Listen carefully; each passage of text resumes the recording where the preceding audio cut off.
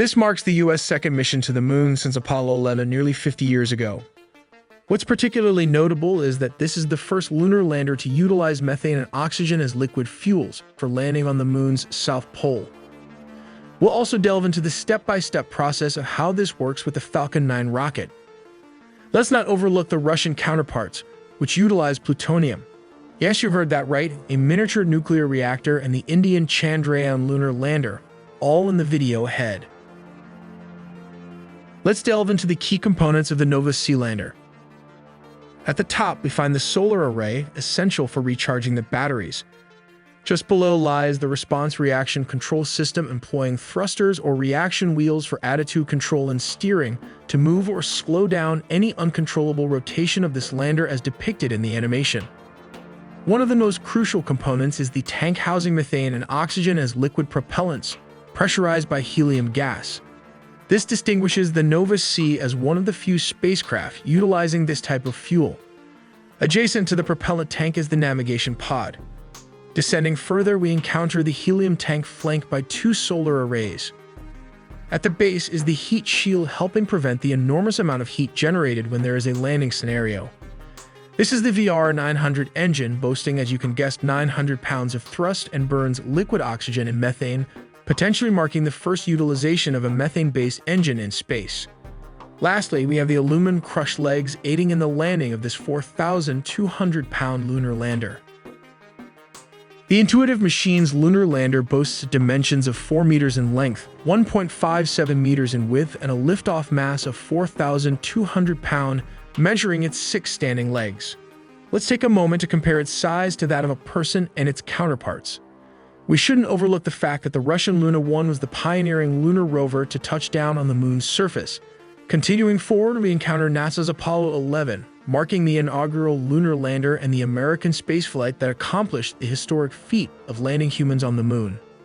In contrast, the Chinese Chang'e 2 lander appears notably smaller than Apollo 11, presenting the Indian Chandrayaan alongside its accompanying rover. And again, the Russian lunar lander that crash-landed just a couple of days apart.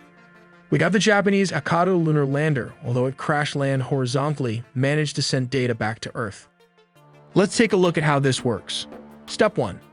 First, it needs to launch aboard SpaceX's Falcon 9 rocket, lifting off from the historic launch complex at the John F. Kennedy Space Center in Florida.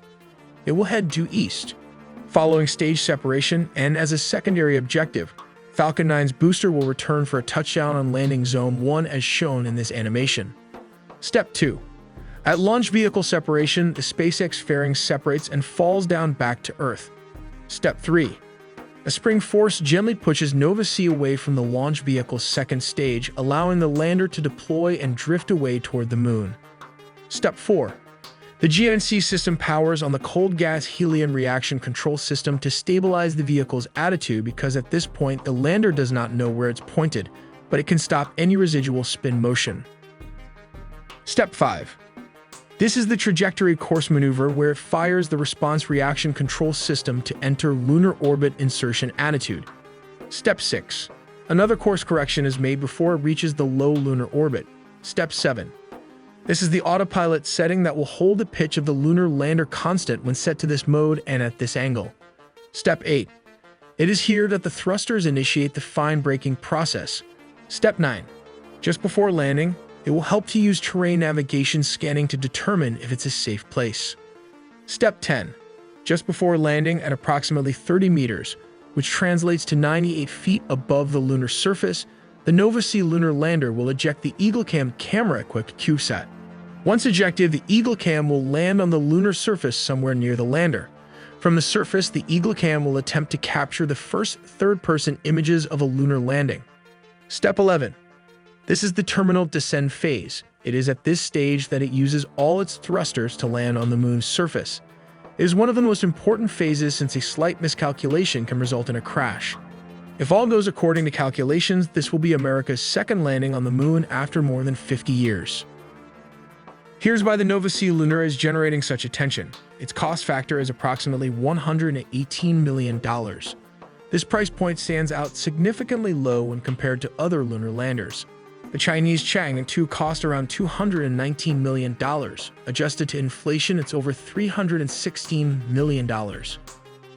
The Soviet Union Luna 1 in the 1960s cost around $200 million when adjusted to inflation. The estimated cost of the Soviet Union lunar program in 1964 was $6 to $10 billion. And the most ambitious program, Apollo 11, cost a staggering $25 billion during the 1960s, and when adjusted to present-day inflation, it's around $200 billion. This is the Chandrayaan lunar lander, and it takes around 40 days to reach the south pole of the moon, while the Nova C lander took just 5 days. In contrast, China's Chang'e 2, launched in 2010, only took 4 days to cover the distance between Earth and the moon.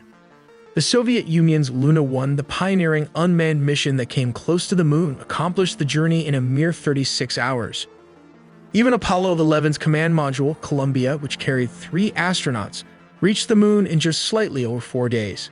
Nova C landers are expected to last 15 days, that is 1 lunar day. It remains operational while in sunlight, but they are not designed to withstand the cold temperatures of a lunar night.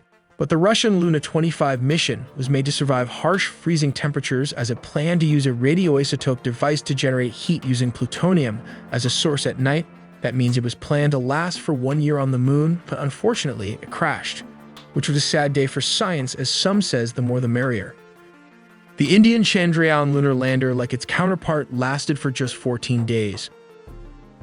This is due to the extreme cold on the south pole of the moon, freezing all its equipment.